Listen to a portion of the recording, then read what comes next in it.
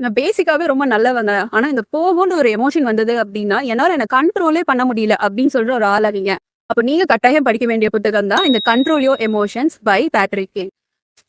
கோவம், anxiety, depression இந்த மாரியான எல்லா விஷயத்துக்கும் உடனே ரியாக்ட் பண்ணாம, நம்ம 1 மினிட் டைம் எடுத்து, அதுக்கப்புறம் நம்ம அதுக்கு ரெஸ்பாண்ட் பண்ணோம் அப்படிங்கிறப்போ, நம்மளோட சிச்சுவேஷன் எப்படி சேஞ்ச் ஆகும் அப்படின்றத நெறைய எக்ஸாம்பிள்ஸோட சொல்லியிருப்பாரு இந்த ஆத்தர். இதுக்கு ஒரு எக்ஸாம்பிள் அவர் புக்ல இருந்து நான் சொல்றேன். நீங்க வொர்க் பண்ற ஒரு பிளேஸ்ல உங்களோட ஹார்ட் ஒர்க்க கிரிட்டிசைஸ் பண்ணி உங்களுக்கு ஒரு மெயில் போடுறாங்க. அத பார்த்தது உங்களுக்கு கோவம் வருது. நீங்க ரொம்ப ஷேம்ஃபுல்லா ஃபீல் பண்றீங்க. அந்த இடத்துல நீங்க உடனே கோவமா ரியாக்ட் பண்றப்போ, உங்களுக்கு ஒரு ஷார்ட் டெர்ம் சாட்டிஸ்ஃபேக்ஷன் கிடைக்குமே தவிர, அது ஒரு லாங் டெர்ம் சொல்யூஷனா இருக்காது. பிளஸ் அந்த இடத்துல உங்களோட டிக்னிட்டியும், ரெஸ்பெக்டும் கம்மியாகும்.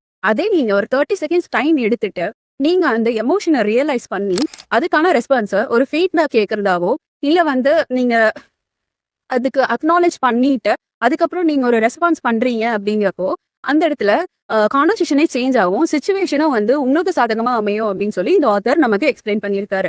ஸோ நம்மளுக்குள்ள வர எமோஷன்ஸை நம்ம எப்படியெல்லாம் கண்ட்ரோல் பண்ணிக்கலாம்னு சொல்லி நிறைய டெக்னிக்ஸ் யூஸ் பண்ணிருப்பாரு. ஜர்னலிங், மைண்ட்ஃபுல்னஸ், டீப் பிரீத்திங் இது எல்லாத்தையும் நம்ம எப்படி அப்ளை பண்ணலாம் அப்படிங்கிற வழிமுறைகளையும் இந்த புக்ல நமக்கு சொல்லியிருக்காங்க. ஸோ லைஃபுக்கு தேவையான 100 பெஸ்ட் புக்ஸ்ல நான் சஜஸ்ட் பண்ற 4th book control your emotions by Patrick King. Thank you so much for வாட்சிங். நான் உங்களை என்னுடைய 5th புக்கோட நெக்ஸ்ட் பண்றேன். பை.